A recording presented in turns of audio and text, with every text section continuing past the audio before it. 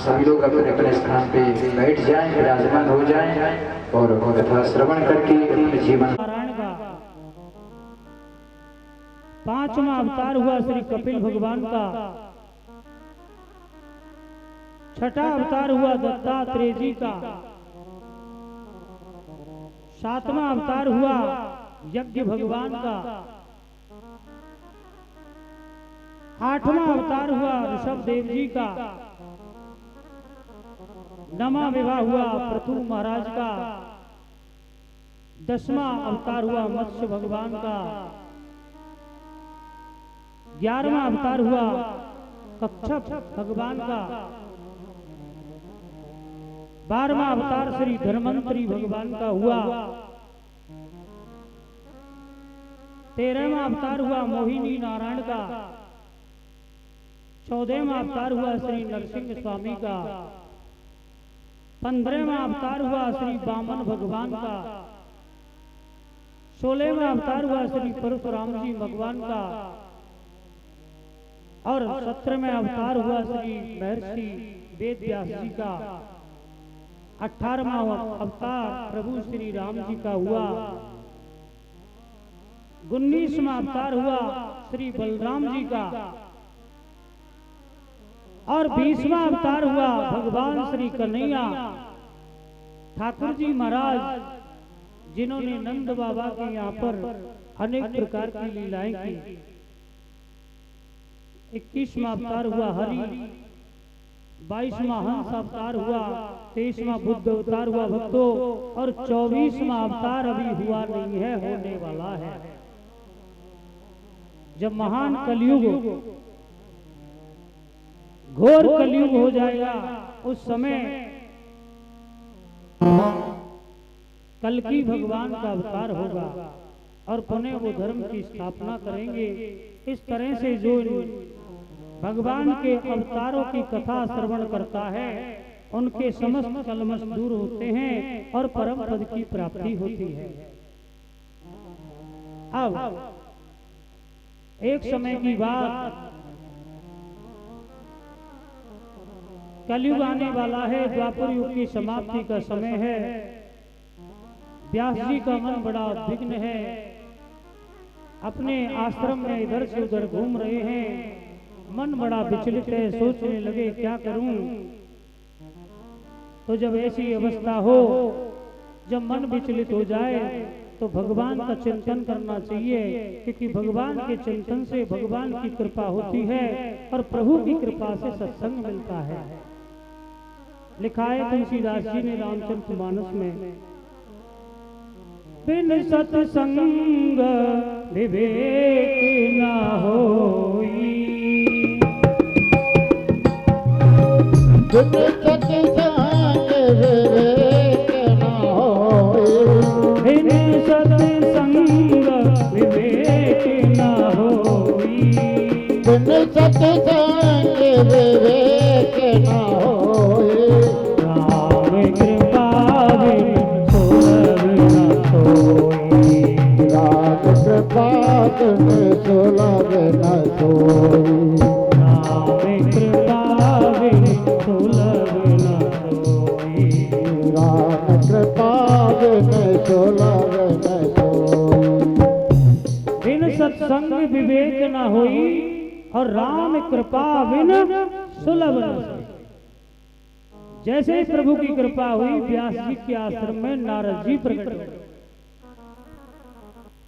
अब नारद जी कहने लगे वेद व्यास जी से कि महाराज आपका मन उद्विग्न क्यों है। उन्होंने कहा देव ऋषि क्या करें, हमने 4 वेद रचना की, 17 पुराणों की रचना की, अनेक ग्रंथों की रचना की, पर मन को संतुष्टि नहीं हुई। अभी तक हमारा मन उद्विग्न है, विचलित है, हम क्या करें। तो उसी समय नारद जी ने कहा कि आपने सब कुछ लिखा, लेकिन आपने वो नहीं लिखा कि जिसको इस संसार की आवश्यकता है। बोल वो क्या है।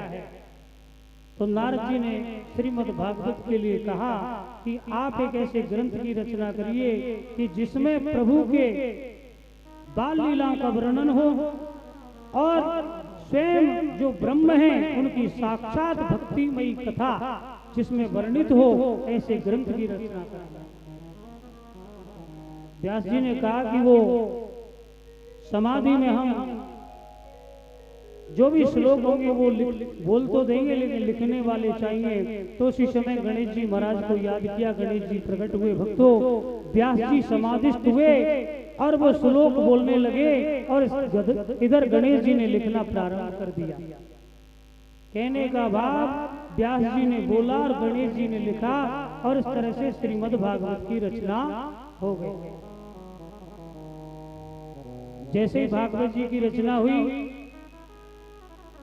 अब व्यास जी के मन में आज वृद्धावस्था में पुत्रेषणा जागा। व्यास जी मन में सोच रहे हैं कि आज हमारे पुत्र होता तो हम उन्हें भागवत पढ़ाते और संसार में भागवत जी का प्रचार प्रसार होता। और भगवान के जो भक्त होते हैं ना, मन में थोड़ी सी कामना करें, ठाकुर जी उनकी पूर्ति जरूर करते हैं। उनके मन में भाव आना चाहिए, बस ठाकुर जी इच्छा पूर्ण करते हैं। तो पावन समय आया और नारद जी ने बीड़ा उठाया। श्रीमन नारायण नारायण नारायण, श्रीमन नारायण नारायण नारायण, श्रीमन नारायण नारायण नारायण, श्रीमन नारायण नारायण नारायण, श्रीमन नारायण नारायण नारायण, श्रीमन नारायण नारायण नारायण, श्रीमन नारायण नारायण नारायण, श्रीमन नारायण नारायण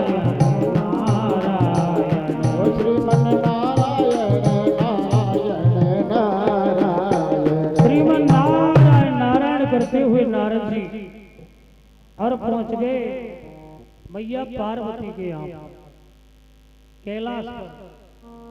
तो उस समय भगवान भोलेनाथ ध्यानस्थ थे, ध्यान में थे। मैया पार्वती ने देखा नारद जी को और नारद जी ने माता श्री को प्रणाम किया। बोले कि प्रभु कहाँ हैं। तो भगवती ने कहा कि वो तो ध्यानस्थ है, समाधि में है।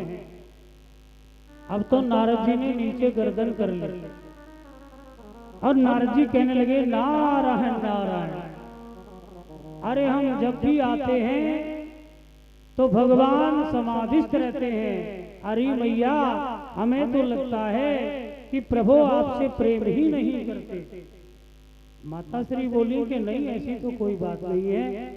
हे देव ऋषि, स्वामी हमसे बहुत प्रेम करते हैं, इतना प्रेम करते हैं कि अपना जो गुरु मंत्र था ना, वो भी हमें बतला दिया, जबकि गुरु मंत्र को पत्नी को भी नहीं बताते। नारद जी कहने लगे, बोले अच्छा गुरु मंत्र आपको बतला दिया? बोले हाँ। कि फिर तो आपको ये भी बतला दिया होगा कि भोलेनाथ के गले में जो मुंडों की माला है वो किन के मुंडों की माला है?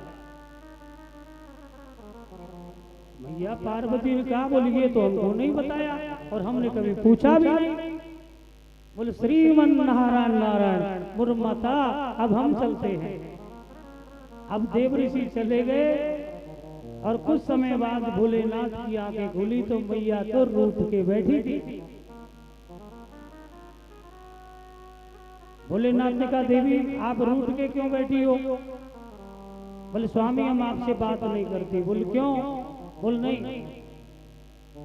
बोले किसी ने कुछ कह दिया? बोल नहीं, किसी ने कुछ नहीं कहा। तो बोल कोई यहाँ आया था? बोल हाँ आए थे। बोल कौन? बोल नारद जी। बोल हो गया। अरे बोल नारद जी आए हैं, फिर तो पट्टी पढ़ा कर गए होंगे। बोल क्या कहा उन्होंने? अरे बोल स्वामी आप हमें कभी आपने ये नहीं बताया, आप हमसे प्रेम नहीं करते, हमको ये पता नहीं लगा कि आपके गले में जो मुंडों की माला है वो किन के मुंडों की माला है। भोलेनाथ कहने लगे, देवी हम आपसे इतना प्रेम करते हैं कि जब जब आप शरीर छोड़ देती हो हम आपके सिर को लेकर के अपनी माला में पिरो लेते हैं। मां पार्वती ने कहा, स्वामी इसका मतलब मैं बार बार शरीर त्याग देती हूँ? बोले हाँ। बोले आप? बोले हम अजर अमर हैं। बोले आप अमर कैसे हो? बोले हम अमर कथा जानते हैं। महाराज वो हमको क्यों नहीं सुनाई? बोले आपने कभी पूछा ही नहीं। अगर देवी आपको सुनने की इच्छा है तो चलिए हम आपको अमर कथा सुनाते हैं। अमर कथा सुनाने के लिए गुफा के अंदर भगवान गए माता श्री के साथ में। तो यहाँ पर भोलेनाथ ने 3 तालियां बजाई थी उस गुफा में। इसका मतलब था कि एक ताली बजाने पर अगर वहां पर कोई अंडा पड़ा है मान लो तो वो पक करके फूट जाएगा, और दूसरी ताली बजाने से उस पक्षी के पंख आ जाएंगे और वो वयस्क हो जाएगा, और तीसरी ताली बजाने से वो उड़ जाएगा। लेकिन यहाँ थोड़ा सा उल्टा हुआ भक्तों कि जैसे ही भगवान ने ताली बजाई तो वहां पर एक मादा तोती बैठी हुई थी गर्भवती, और जैसे ही ताली बजी तो उसका जो अंडा था वो उसे छोड़कर उसका गर्भ वहीं रह गया और वो तोती उड़ गई। दूसरी ताली बजाने पर वो अंडा पक करके फूट गया, और तीसरी ताली बजाने पर वो वयस्क हो गया, पंख निकल आए। अब चौथी ताली बजाई नहीं इसलिए वो उड़ के नहीं गया और वो तोता वहीं बैठा रहा। अब कथा सुनाने लगे भगवान, तो उन्होंने कहा कि देवी जब हम कथा कहें तो आप बोलना ओम हाँ जी, ओम हाँ जी, ओम हाँ जी। अब तो ऐसा ही हुआ भक्तों, कथा प्रारंभ हुई। अब तोता कथा सुन रहा है व्यास गद्दी के पीछे, भोले बाबा के पीछे बैठकर माता श्री सामने बैठी हैं। कथा प्रारंभ हो गई। माता श्री कहती हैं ओम हाँ जी ओम, और भोलेनाथ ने आंखें बंद कर ली। लेकिन एक समय ऐसा आया कि मेरे प्रभु की कथा सुनने के लिए बड़े पुण्यों की आवश्यकता होती है। अगर पुण्य ना हो तो नींद आ जाती है। तो मैया को भी नींद आ गई। अब मैया को नींद आई, अब हाजी और ओम बंद हो गया। अब तोता सोचने लगा कि अगर हाजी ओम नहीं बोला तो कथा बीच में रुक जाएगी और हम कैसे सुन पाएंगे। तो तोते ने भगवान से प्रार्थना की कि हमें भी माता जी की सी आवाज दे दो। और प्रभु की कृपा अब वो तोता कहने लगा हाँ जी ओम, हाँ जी ओम, हाँ जी ओम। और जैसे ही कथा पूर्ण हुई भोलेनाथ ने बोला कि बोलिए वृंदावन बिहारी लाल की जय। एकदम से माता जी की आंखें खुली और कहने लगी कि प्रभु उद्धव और गोपी का प्रसंग चल रहा था, उसके बाद क्या हुआ? भगवान कहने लगे देवी आरती का समय हो गया, कथा तो पूर्ण भी हो गई। अरे बोले मैं तो सो गई थी। भगवान ने कहा तो फिर ये हाँ जी ओम किसने बोला? अब पीछे देखा तो तोता बैठा हुआ था। अब तो भगवान ने त्रिशूल लिया और उस तोते के पीछे भगवान दौड़ने लगे। अब जिसने अमर कथा सुन ली वो भक्तों से भला कौन मार सकता है? लेकिन भोलेनाथ ये बताना चाहते थे कि कथा सुनने का अधिकार तो सभी को है, लेकिन कथा सुनने के कुछ नियम है। नियम क्या है? कि पहला नियम है कि व्यास गद्दी से ऊंचा बैठकर के प्रभु की कथा नहीं सुने। दूसरा नियम है कि भगवान की तरफ पैर करके कथा नहीं सुने, आलती पालती मार के कथा श्रवण करें। और तीसरा नियम यह है कि आलस करते हुए सोते हुए भी कथा सुनने से कोई फल नहीं मिलता। और व्यास गद्दी के पीछे बैठ करके भी कथा नहीं सुने। बहुत से लोग कमरे में बैठ करके कथा सुनते हैं, व्यास गद्दी के पीछे उनका फल नहीं मिलता। भैया कथा तो आजकल टीवी पर भी आती है, और हम तो कितने से वक्ता हैं, बहुत बड़े बड़े वक्ताओं की कथा आती है टीवी पर सुनने के लिए। लेकिन वो कथा आप सुन ही सकते हो, उसमें आप आरती नहीं कर सकते, उसमें आप जीवों की सेवा नहीं कर सकते, उसमें आप प्रसाद नहीं ले सकते, उसमें भगवान के लिए प्रसाद चढ़ा नहीं सकते। और दूसरी बात यह भी है कि कथा केवल आस्तिक को ही सुनानी चाहिए, नास्तिक को नहीं। आप कितने भी ग्रंथों को उठा के देख लो, हमारे जो धर्म ग्रंथ हैं उसमें सभी में किसी में तिलक लगा हुआ है। दुर्गा सप्तशती को देखो आप, उसमें सांप लगे हुए हैं। हर कोई उस पाठ को करे तो सिद्ध नहीं होगा, उसको सिद्ध करने के लिए सांप विमोचन करना पड़ता है। और यहाँ तक लिखा है कि इसको छुपा कर रखना है इन ग्रंथों को, और केवल उनके सामने प्रकट करना है जो आस्तिक हो। जो नास्तिक हो उनके सामने कभी भगवान की कथा नहीं गानी चाहिए। श्री सूची महाराज वर्णन करते हैं कि तोता आगे आगे और पीछे पीछे भगवान भोलेनाथ दौड़ रहे हैं। व्यास जी का आश्रम आया तो यहाँ पर व्यास जी की पत्नी है अरणी देवी। इनका एक नाम और भी है बीटका। ये अपने केस सुखा रही हैं, और जैसे इन्होंने उबाकी ली, ये तोता कोई साधारण नहीं था, ये तो प्रभु का स्वरूप था। ये तोता अरणी देवी के अंदर समाहित हो गया जमाई लेते समय। अब भोलेनाथ देखने लगे कि हमारे चोर तो इधर चले गए हैं, और कुछ क्षणों के बाद में भगवान भोलेनाथ वापिस आए। अच्छे आनंद होने लगा। ये भोलेनाथ बड़े ही भोले भक्तों, ये इतने भोले हैं कि एक चोर चोरी करने के लिए इनके ऊपर चढ़ गया, तो जैसे ही ऊपर चढ़ के शिवलिंग पर जैसे ही विजय घंट खोलने लगा, और जैसे ही विजय घंट बजा, भगवान भोलेनाथ प्रकट हो गए। कहने लगे भक्तराज वरदान मांग। अरे रावण ने तो केवल अपने सिरों को काट के चढ़ाया, अरे तुम तो पूरे के पूरे चढ़ गए, इसलिए वरदान। ऐसे भोलेनाथ। ऐसे भक्तों का रखवाला कोई और नहीं, ऐसे भक्तों का रखवाला कोई और नहीं।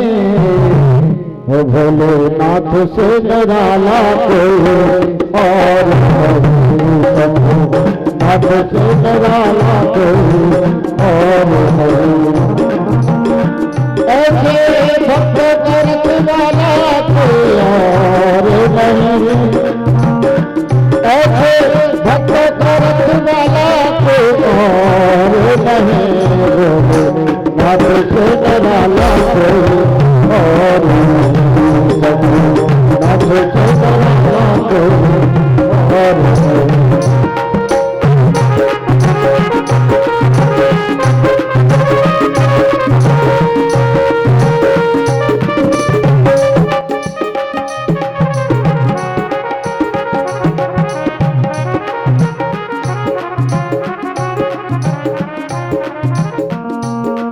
जिनका डमरू डम डम बोले अगम निगम के भेद खोले, जिनका डमरू डम डम बोले अगम निगम के भेद खोले, ऐसा डमरू बजाने वाला और नहीं, ऐसा डमरू बजाने वाला और नहीं। बोले हाथ से निराला कोई और नहीं, नाथ से निराला कोई और नहीं।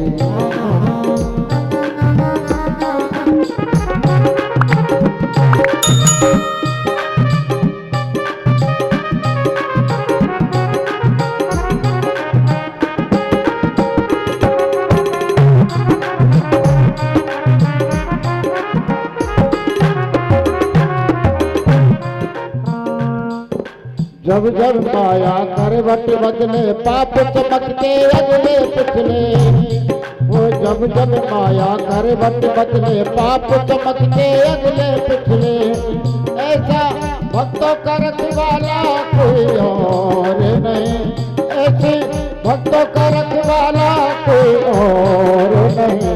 बोले ना तुझे निराला कोई और नहीं, समझो ना तुझे निराला कोई और नहीं, और नहीं कोई और नहीं, और नहीं कोई और नहीं। बोले ना तुझे निराला कोई और नहीं, समझो ना तुझे निराला कोई और नहीं।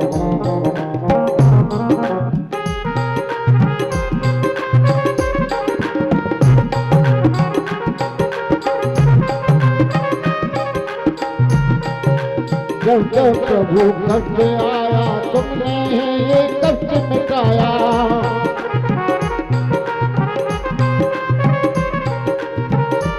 ऐसा कष्ट मिटाने वाला और नहीं, ऐसा कष्ट मिटाने वाला और नहीं। बोले ना तुझसे निराला कोई और नहीं, समझो ना तुझसे निराला कोई और नहीं, और नहीं कोई और नहीं, और नहीं कोई और नहीं।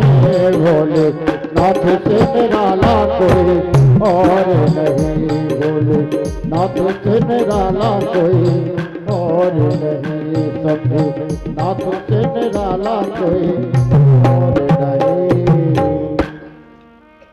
इधर मां अरणी देवी के गर्भ पलने लगा भक्तों, और एक दिन व्यास जी महाराज ने कहा कि हे पुत्र,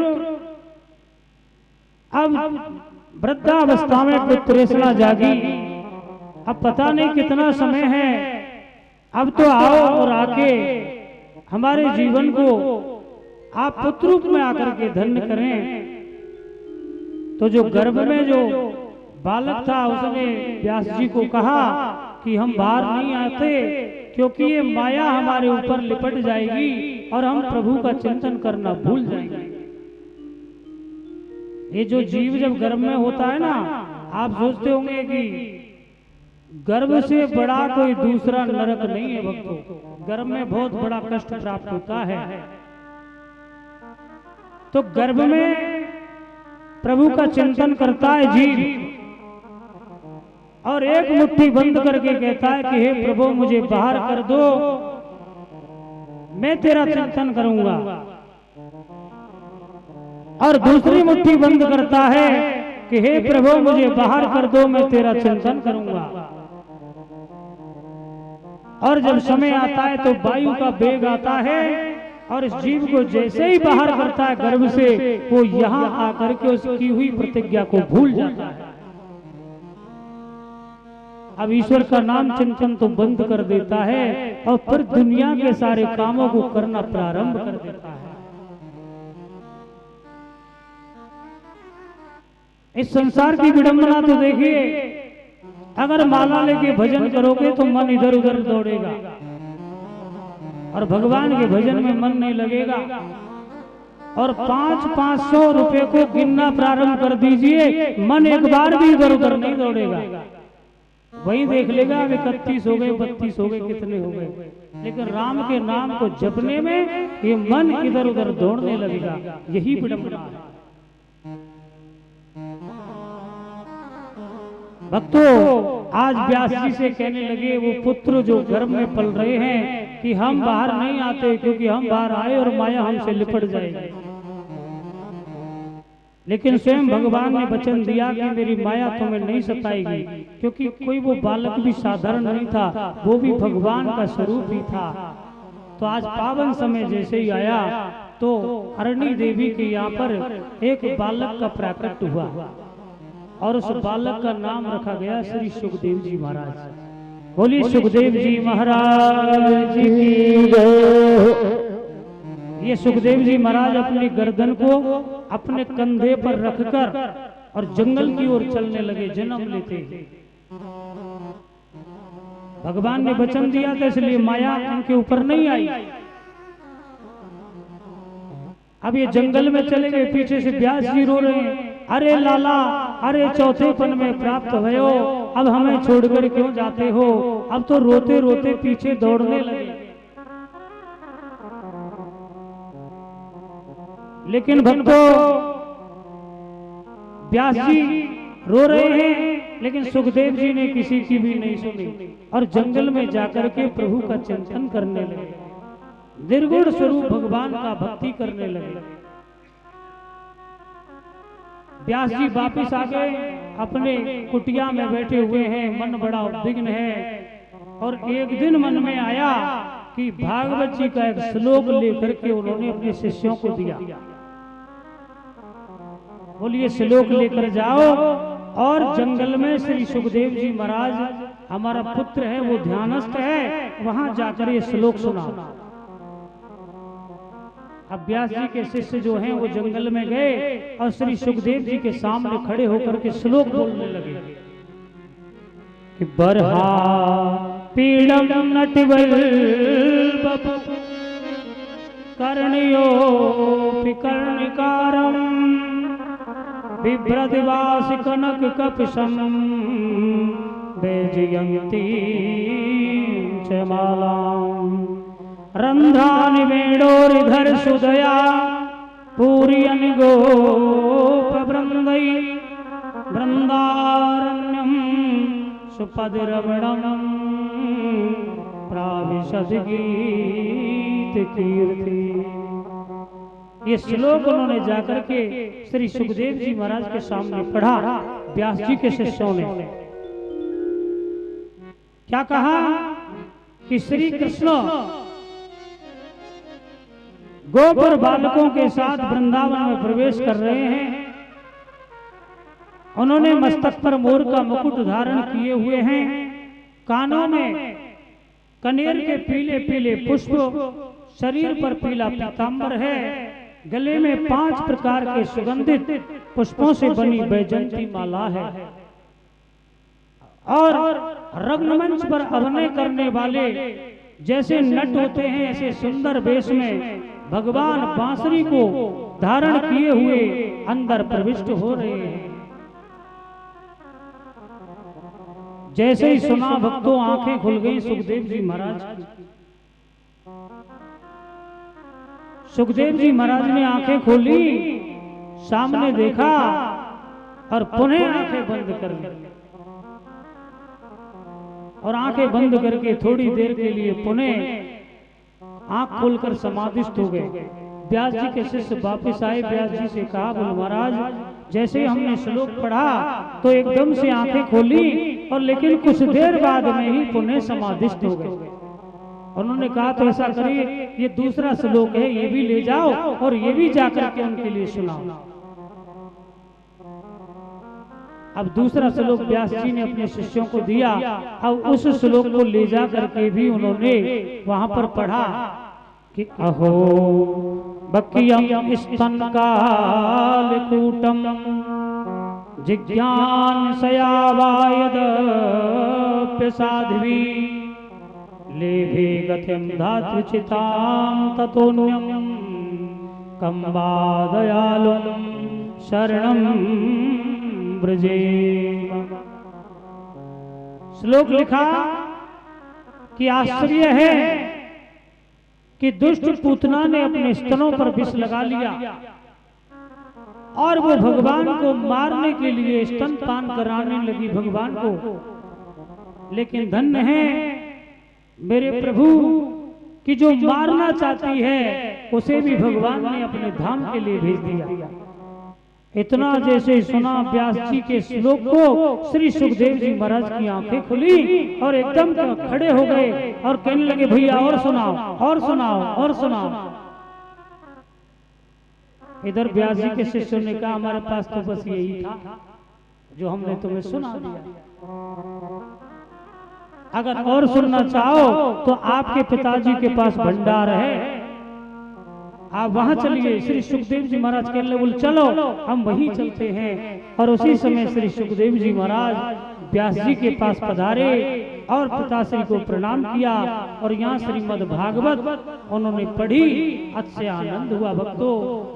श्री कृष्ण गोविंद हरे मुरारे हे नाथ नारायण वासुदेवा। कृष्ण गोविंद हरे मुरारे हे नाथ नारायण वासुदेवा। कृष्ण गोविंद हरे मुरारे हे नाथ नारायण वासुदेवा। कृष्ण गोविंद हरे मुरारे हे नाथ नारायण वासुदेवा। हे नाथ नारायण वासुदेवा। हे नाथ नारायण वासुदेवा। हे नाथ नारायण वासुदेवा। कृष्ण गोविंद हरे मुरारे हे नाथ नारायण वासुदेवा। कृष्ण गोविंद हरे मुरारे हे नाथ नारायण वासुदेवा। हे नाथ नारायण वासुदेवा। हे नाथ नारायण वासुदेवा। हे नाथ नारायण वासुदेवा। कृष्ण गोविंद हरे मुरारे हे नाथ नारायण वासुदेवा। हरि हरि बोल राधे राधे।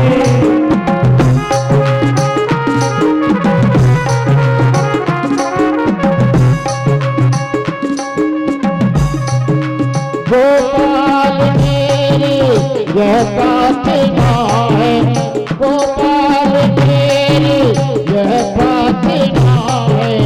भूलो कभी मैं नामे तुम्हारा।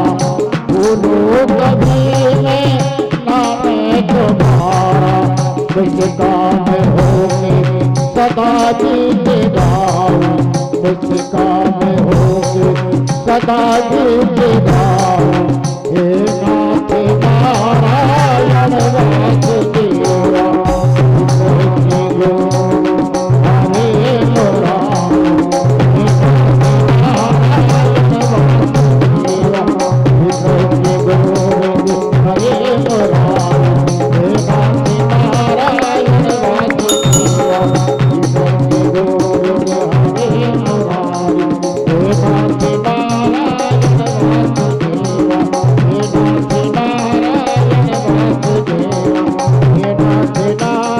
नारायण वासुदेवा। भक्तों, अब श्री सुखदेव जी महाराज का प्रादुर्भाव हो गया तो कथा सुनने वाला श्रोता भी तो चाहिए। अगर वक्ता हो, कथा हो और श्रोता अधिकारी ना हो तो कथा में आनंद नहीं आता। तो अब आपको श्रोता की ओर लेके चलते हैं कि इस कथा का श्रोता कौन है। महाभारत की घटना है।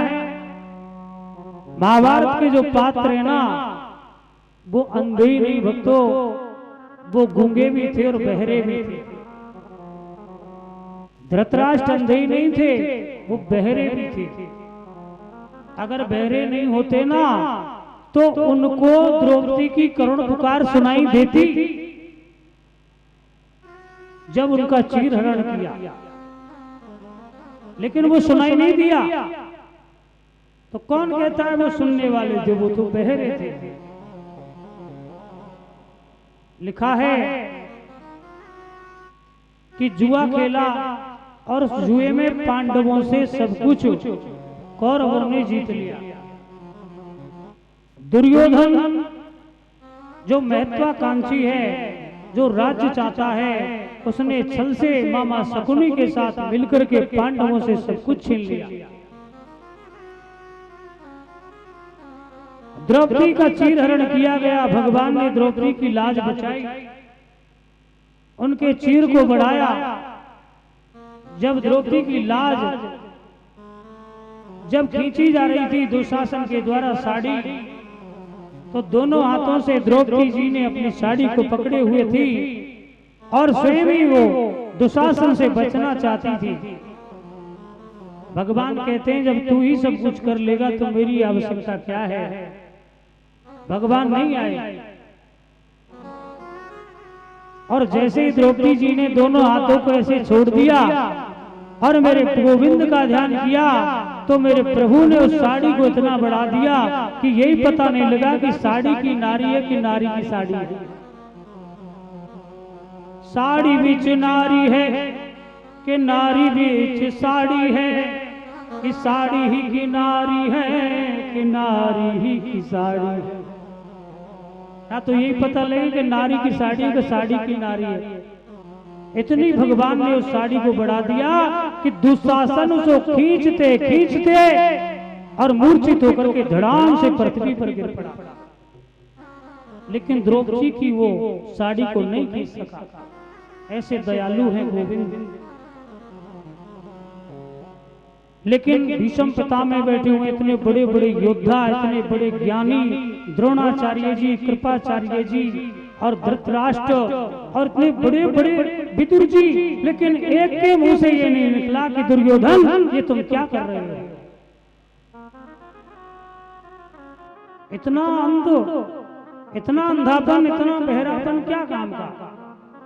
जहां सत्य को नहीं बोला जा सके ऐसी जगह पर महाभारत हो जाता है। पांडवों को लाक्षागृह में जलाया, उनको वनवास दे दिया, अज्ञातवास दे दिया। अंत में भगवान ने केवल 5 गांव दुर्योधन से मांगे पांडवों की तरफ से कि हमें केवल 5 गांव दे दो, हमें कोई और राज्य नहीं चाहिए। लेकिन फिर भी दुर्योधन ने कहा कि जब तक युद्ध नहीं होगा, बिना युद्ध के मैं 5 गांव भी नहीं दे सकता। अब युद्ध होना अवश्यंभावी हो गया भक्तों। कौरव और पांडवों की सेना सजाई गई। इधर भीष्म पितामह ने कमान संभाली, सेना की सेना नायक हुए। घमासान युद्ध हुआ भक्तों। उस युद्ध में रोजाना भीष्म पितामह पांडवों की 10,000 सेना का वध किया करते थे, लेकिन किसी भी पांडव का उन्होंने वध नहीं किया। एक दिन दुर्योधन ने कहा, पितामह हमें तो लगता है कि आप शरीर से हमारी तरफ हो, लेकिन मन से तुम पांडवों की तरफ हो। अगर चाहते तो किसी पांडव का आप वध कर देते, लेकिन ऐसा तुमने नहीं किया। जब इतनी बड़ी बात कह दी भीष्म पितामह से, तो पितामह को यहाँ पर क्रोध आ गया। पितामह ने आज प्रतिज्ञा की कि आज यानी कल जो युद्ध होगा मैं प्रतिज्ञा करता हूं उसमें किसी एक पांडव का मैं वध निश्चय ही कर दूंगा। जैसे इतना भगवान ने सुना तो भगवान भी सोचने लगे कि ये कैसी प्रतिज्ञा कर ली। महाराज भीष्म पितामह की प्रतिज्ञा को तो आप जानते ही हो। रात्रि का समय है, सभी अपने अपने शिविर में हैं। पहले धर्म युद्ध हुआ करते थे, आज की तरह नहीं है कि धोखे से भी वार करते हैं। पहले समय से युद्ध होता था और समय पर शाम को विराम हो जाता था, सभी अपने शिविर में जाते और पुनः दूसरे दिन युद्ध होता था। रात्रि का समय भगवान द्रौपदी को लेकर के भीष्म पितामह के शिविर में जाने लगे तो द्रौपदी के जो पैरों में जो चप्पल थी खड़ाऊं वो आवाज करने लगी। तो भगवान ने उन खड़ाओं को लिया और अपने पीतांबर में बांध लिया और शिविर का जो दरवाजा है वहां जाकर भगवान खड़े हो गए और द्रौपदी जी को अंदर भेज दिया। और द्रौपदी जी ने घूंघट किए हुए हैं, भीष्म पितामह को प्रणाम किया। तो पितामह ने कहा कि सौभाग्यवती भव। जैसे इतना कहा तो एकदम से घूंघट उगाड़ करके रोने लग गई मां। इधर द्रौपदी जी तो भीष्म पितामह कहने लगे तुम कैसे आई? अरे हम समझ गए तुम्हें लाने वाला तो कोई और ही है, तुम अकेली नहीं आ सकती। भीष्म पितामह ने बाहर आकर देखा तो दरवाजे पर भगवान खड़े थे और भगवान के पीतांबर में देखा कि द्रौपदी जी की चरण पादुका बंधी हुई है। अब तो हंसने लगे और रोने लगे भीष्म पितामह, कहने लगे हे दयालु, हमें पता था कि हमारी लाज बचाने के लिए जरूर आओ। भगवान को अंदर लेकर गए। भीष्म पितामह कहने लगे आज तुमने मेरी प्रतिज्ञा की लाज बचा ली। उन्होंने कहा कि मैंने वचन दिया है, प्रतिज्ञा की है, पांडव का वध कर दूंगा, लेकिन हे गोविंद अगर तुमने मुझे अखंड सौभाग्यवती होने का वरदान द्रौपदी को देने के लिए मजबूर किया है तो ये भी वरदान पक्का होगा। और इसके लिए आपको एक उपाय करना होगा कि जब अर्जुन मेरे सामने आए तो शिखंडी को साथ लेकर आए और उसे सामने खड़ा कर ले, मैं उस पर अस्त्र शस्त्र नहीं चलाऊंगा। और उसी समय भगवान ने कहा कि हे पितामह आप मेरे से कुछ मांग लीजिए। तो भीष्म पितामह ने कहा क्या मांगू भगवान? कैसे हैं भीष्म पितामह के अपने मरने का रास्ता स्वयं बतला रहे हैं। आजकल का कोई प्राणी होता ना तो युद्ध में अपने मरने का कोई रास्ता बता सकता है क्या? लेकिन भीष्म पितामह ने कहा कि शिखंडी को सामने खड़ा कर लेना, फिर मैं अस्त्र शस्त्र नहीं उठाऊंगा। भीष्म पितामह कोई साधारण नहीं थे भक्तों, ये 8वें बसु थे। 8 बसु होते हैं तो उनमें से जो अष्टम बसु हैं वो भीष्म पितामह थे। भक्तों भगवान ने कहा कि कुछ मांग लो, कुछ मांगिए। तो उन्होंने कहा कि हमें कुछ नहीं चाहिए, हे प्रभु अगर देना चाहो तो बस ये दे दो। बोलो क्या? कि देहांत काले तुम सामने हो, मुरली बजाते मन को लुभाते, यह गीत गाकर तननाथ त्यागूं, गोविंद दामोदर माधवेति। कि हे भगवान हमें कुछ नहीं चाहिए, अगर देना ही चाहो तो एक दे दो कि जब मेरा अंत समय हो तो आप मेरे सामने मुरली बजाते हुए मुझे दिखाई दें और मैं मेरे प्राणों को त्याग दूं। क्या चाहिए हमें? अगर भगवान किसी के सामने प्रकट हो जाए तो क्या मांगना चाहिए? अगर किसी को भगवान मिल जाए ना तो कहेगा भगवान मेरा मकान बन जाए, दूसरा कहेगा मेरा विवाह हो जाए, तीसरा कहेगा कि मेरी नौकरी लग जाए। अरे भैया ये तो संसार की वस्तुएं हैं, ये तो मिल ही जाएंगी और नहीं मिले तो कोई बात नहीं, लेकिन अगर ठाकुर जी मिल जाएं तो कहना कि हम जन्म जन्मांतर से जीवन जीते हुए जा रहे हैं, हे भगवान हमारा जन्म सुधार दो और हमारी मृत्यु सुधार दो।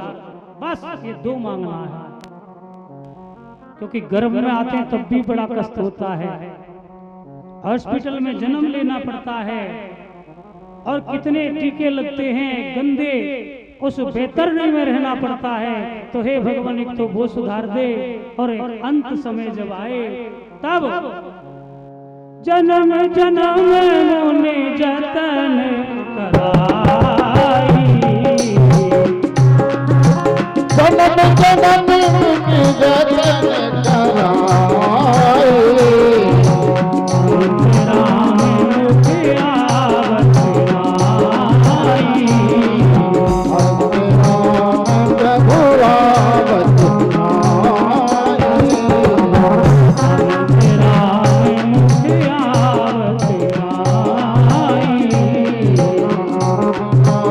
मुख आवत आई, जब जटायु जी के पंखों को काट दिया रावण ने और जटायु को भगवान ने गोदी में ले लिया और उनसे पूछा, हे तात अगर आप चाहें तो आप अपने प्राणों को रख सकते हो। तो पता है क्या कहा कि जन्म जन्म मुन जतन कराई, अंत राम मुख आवत आई। पूरा जीवन निकल जाता है राम राम रटते रटते रटते रटते और अंत समय में जब यम के दूत आते हैं ना तो उन्हें देख करके राम का नाम मुख में नहीं आता और अंत मता सुगता, और अंत में जैसी मति होती है वैसी गति हो जाती है। अगर जीव जंतु के प्रेम में प्राण त्यागते हैं तो अगले जन्म में जीव जंतु बनना पड़ता है। अगर पुत्र के वियोग में प्राण त्यागते हैं तो अगले जन्म में किसी का पुत्र बनना पड़ता है। अगर पत्नी के वियोग में प्राण त्यागते हैं तो अगले जन्म में किसी की पत्नी बनना पड़ता है। तो हे भगवान ऐसे अहो भाग्य कि आपके गोदी में बैठ कर के प्राण त्याग रहा हूं, इससे अच्छा भला और क्या हो सकता है।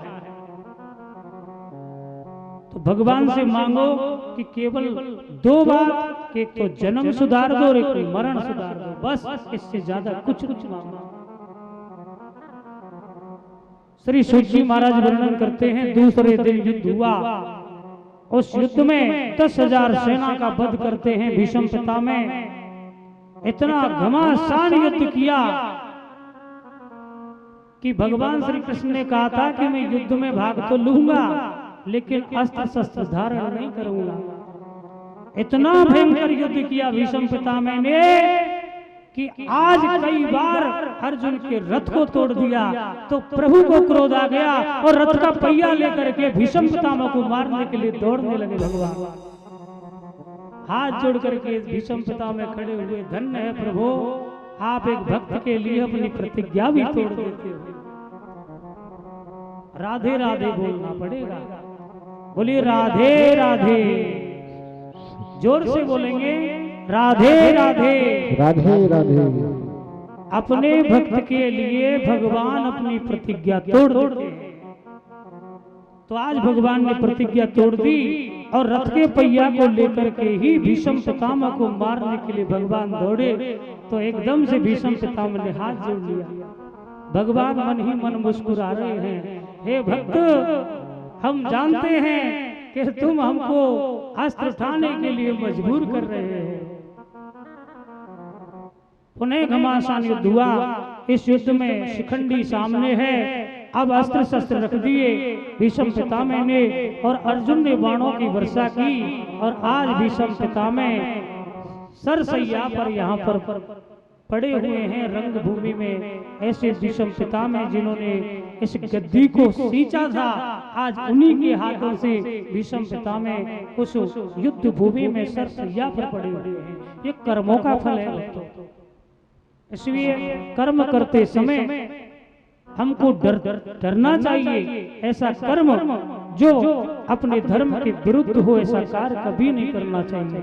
किसी को अपने तन से, मन से, वचनों से किसी को कष्ट नहीं देना चाहिए, यही धर्म है। श्री सूत जी महाराज वर्णन करते हैं, युद्ध शाम को विराम हुआ। दुर्योधन बड़ा दुखी है भीष्म पितामह ने अब सेना नायक का पद त्याग दिया, तो अब किसे बनाया जाए सेना नायक? तो उसी समय द्रोणाचार्य जी यहाँ पर सेना नायक बनाए गए। अब घमासान युद्ध हुआ और उस युद्ध में इनको प्रिय था अपना पुत्र जिसका नाम था अश्वत्थामा, द्रोणाचार्य जी को। अब द्रोणाचार्य का कोई वध कर नहीं सके, तो भगवान ने कहा, बोले ऐसा कह दीजिए, युधिष्ठिर महाराज से कहा कि अश्वत्थामा हता, कि अश्वत्थामा मारा गया। युधिष्ठिर महाराज कहने लगे, हम कैसे कहें, हम तो झूठ नहीं बोल सकते। उसी समय का अश्वत्थामा नाम का हाथी था और उसका वध कर दिया भीम ने। अब भगवान कहने लगे, बोले अब तो कह दो कि अश्वत्थामा हता नरोवा कुंजरोवा, कि अश्वत्थामा मारा गया, लेकिन ये नहीं पता वो मनुष्य था या हाथी।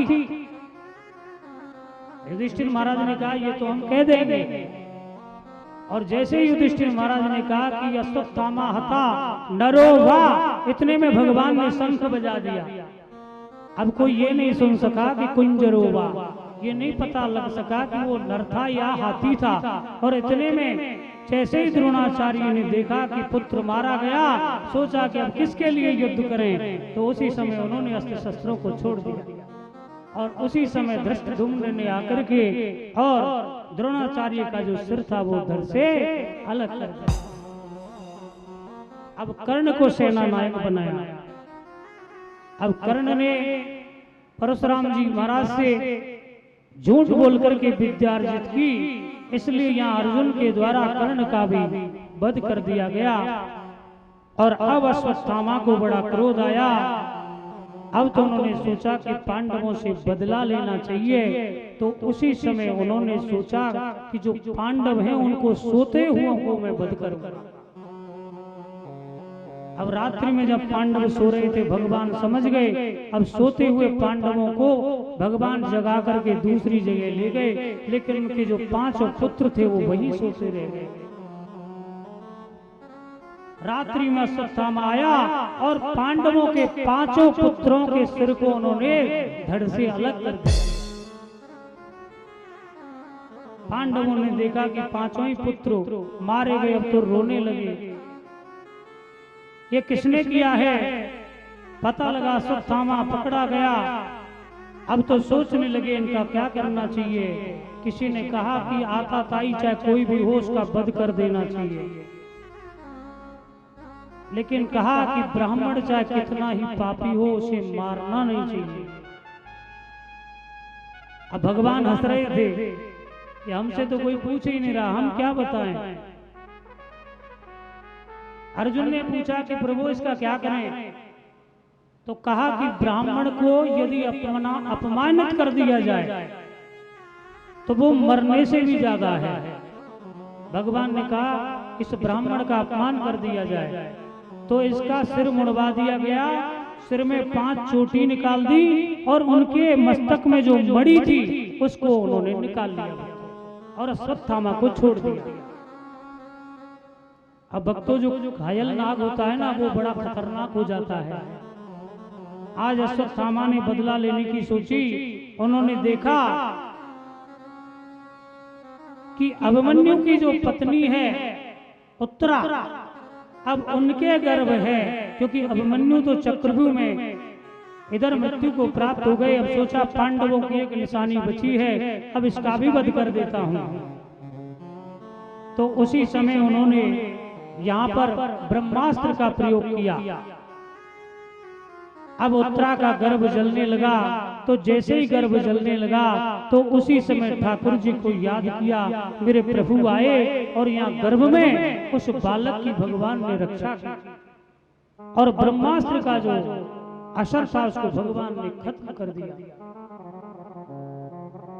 अब पावन समय आया और उत्तरा के गर्भ से बालक का जन्म हुआ। वो जन्म लेते ही इधर उधर देखने लगा, ऐसा लगा मानो परीक्षण